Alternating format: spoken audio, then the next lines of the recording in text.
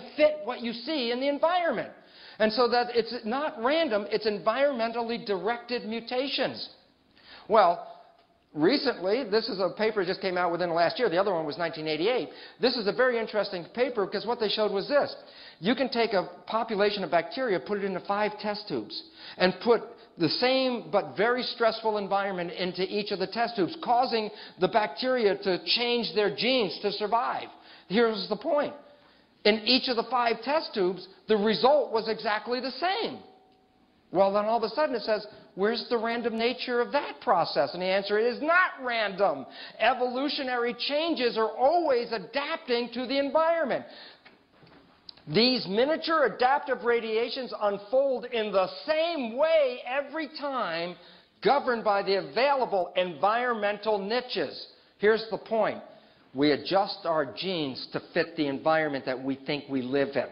And I say we think we live in because perception may be right and perception may be wrong. And therefore, perception is belief. And if this is true, do you understand what this means? It's belief that changes your genes. It's your perception that changes your genes. It's not an accident. And so this chart out of Science, which is about Cairns' work about genetic changing, I marked this one with an asterisk because when this article came out, this box was called Genes of DNA Metabolism. There's now a new name for that. They're called genetic engineering genes. What this means is this. We have now found out that in every one of your cells, you have genes whose function it is to rewrite the other genes when necessary. So you are all equipped with an ability to adapt and change your genes as you respond to the environment. So all of a sudden it says this. The environment, watch where the arrow goes, the environmental signals activate genetic engineering genes. They can change your own genes and change your genotype. But this one, organisms' perception of the environment separate from the environment. Why? Because perception and environment may be 2 different things. I might say, I live in a toxic, hostile environment. But that might be my belief. I might be in a very supportive environment. So it says, my perception may differ from the reality of the environment. But nonetheless, what does perception do? Follow the blue arrow. Activates genetic engineering genes. Your own beliefs are selecting your genes. And if you don't have the right genes to handle the stress that you're in, your belief will rewrite your genes in an effort to do so. So all of a sudden it says there's a lot of control over your life, but it's mediated by the perception of the environment. That's what's controlling the whole thing. So our third conclusion is not only does the perception activate behavior, not only does the perception activate the genes, but when necessary, perception rewrites genes. So what's the conclusion? Are you genetically controlled? Are you at the behest of your heredity? Are you a victim? Absolutely not. Why?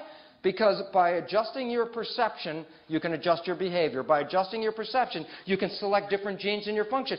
By adjusting your perception, you can rewrite your genes. Now, I wouldn't want you to rewrite your genes because 95% of us got here with very appropriate genes to survive and have a great life. Here's the problem. Almost always, when you rewrite your genes, you do a negative process because your genes were already working. And so lots of illnesses and things like cancer, 95% of cancer has no hereditary linkage. 95% of cancer is actively produced by an individual's perception rewriting their normal genes and making cancer genes.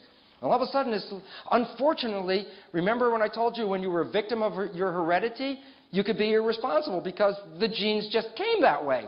If you understand what I'm talking about, then all of a sudden you say, oh my goodness, then how I see things, how I believe things are going on become important. The answer is, well, if you think your behavior or the selection of your genes or the rewriting of your genes is important, then the answer is yes, because all of these are connected to belief, because perception in humans is related to belief. So you have the ability to change anything in your body. Unfortunately, if you got here healthy and you change it, that usually means you're making it less effective as a living organism.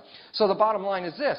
The perception of the environment, your nervous system sees the environment and interprets it. So here's the real environment. Here are the cells. Interestingly enough, if I would take dystrophic patients and take muscle cells out of their body, in many cases, when I took the cells out of the body and put it into a good environment, the cells grew beautifully and grew healthy and well. But when they were in the body, they didn't. Why? Because somewhere between the environment and the cell, the perception got involved with it. So our beliefs are altering our biology at every moment, at every time, okay? So the question is, what kind of beliefs and genes am I affecting? Here's this beautiful but very important, simple understanding. The genes in your cell are the equivalent of programs in a disk in a computer, okay? And the bottom line about it is this. What kind of programs then are in your body? And the answer is simply this. There are two classes of programs. One class is for growth and reproduction, which is a form of growth, and the other is for protection. So that the bottom line is this. When you walk into the environment, you're either going to select growth programs or you're going to select protection programs. And I'm going to explain why it's either or. I'll give you a simple understanding. I put a cell in a petri dish. And in one petri dish, I put nutrients here in front of the cell. In another petri dish, I put toxins in front of the cell. And then I wait for a period of time. What's going to happen? The answer is this. Cells always move toward signals, nutrients or whatever, positive signals, because positive signals encourage growth. On the other hand, when a cell was confronted with a toxin, toxins threaten survival. So what does a cell do? It doesn't move to the toxin. What does it do? It moves away. And therefore, cells always move away from negative signals. Why is that important? If I'm a cell and there's toxins, there's food here, I'm going to move this way. If I'm a cell and there's toxins, I'm going to move this way. Can a cell move forwards and backwards at the same time?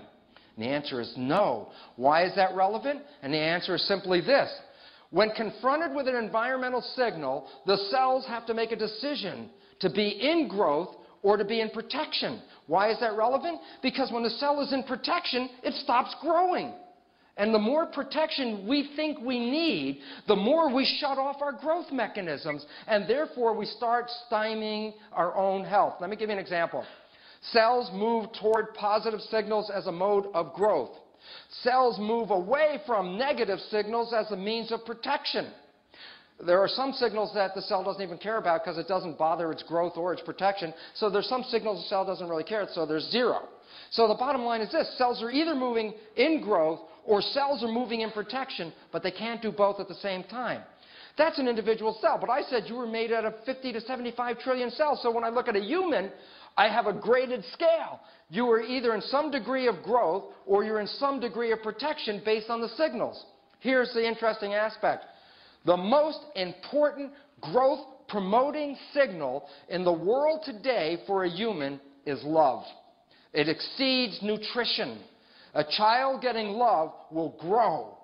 A child not getting love will be stymied in its growth.